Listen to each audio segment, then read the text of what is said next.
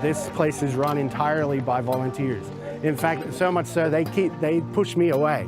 Go do some other stuff. We know what we're doing here. And so it's an incredible place, all volunteers. Nobody that runs the Community of Hope Market gets paid.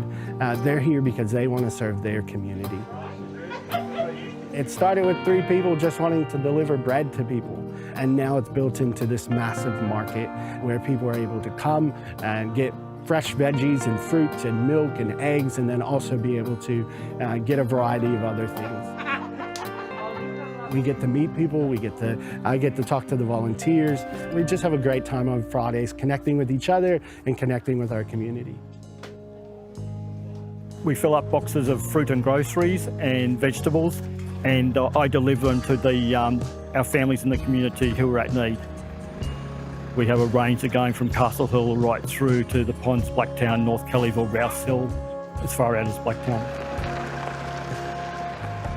Oh, look, great lot of thanks, because it's not only just the food, it's before COVID, it's the companionship and the chat. And I always come out for a cup of coffee. And I just spent a stint in hospital, and it was good to be able to text them for prayer. And it just that outside help, that outside connection. It's a wonderful thing. You want that bag? I grew up in the Salvation Army. I'm a product of the Salvation Army. You know, I grew up in a single parent house, 4 kids, and the Salvation Army was a place of hope for me. It's where I went, where I needed to feel safe. After school, I also grew up in an abusive household. And so the Salvation Army, I would go from school to the Salvation Army and stay there until they kicked me out. And so that's what I want to provide for other people, is just a place of hope, a place of safety, and introduce them to Jesus just like the Salvation Army introduced me to Jesus. All right. We have lots of hope for the future here. We want to be able to serve our community across the board, and we want this place to be a community hub, you know, where people just come and enjoy being here and enjoy being with each other. Thank you very much, Noah. You're welcome. That's excellent. Our church is located on a hill, and so we want to be that lighthouse in the hill. We want to be that oasis in the desert where people just come and they can find peace and hope and love and acceptance.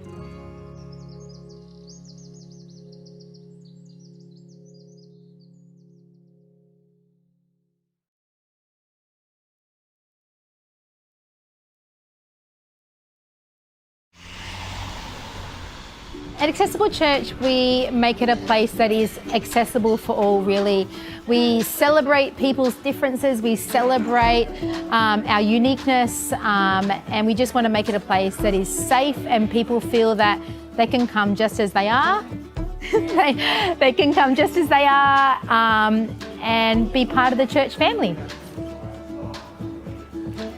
Being inclusive means that everyone is included.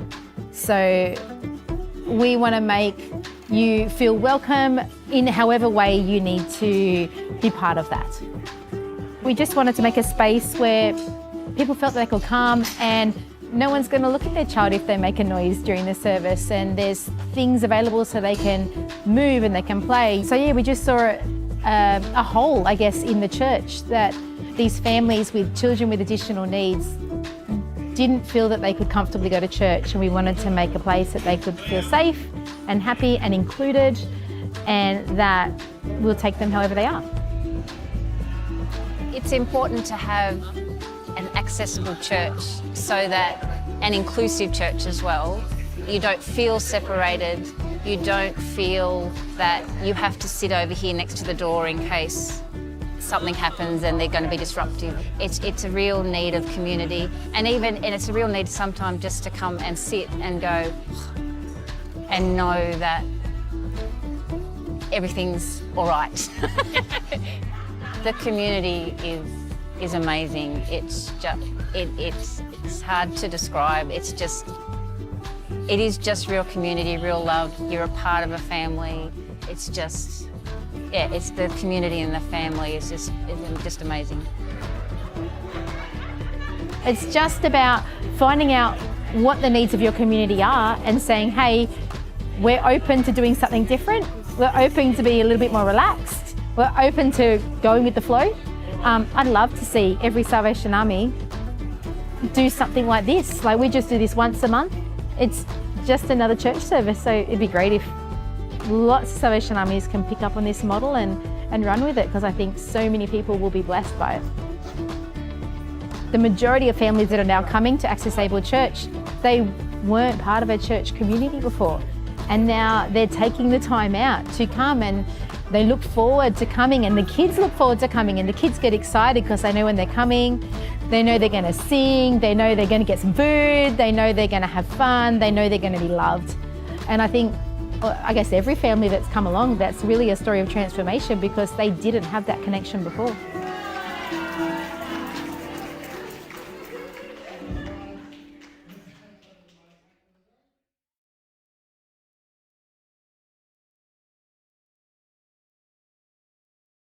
Are we ready?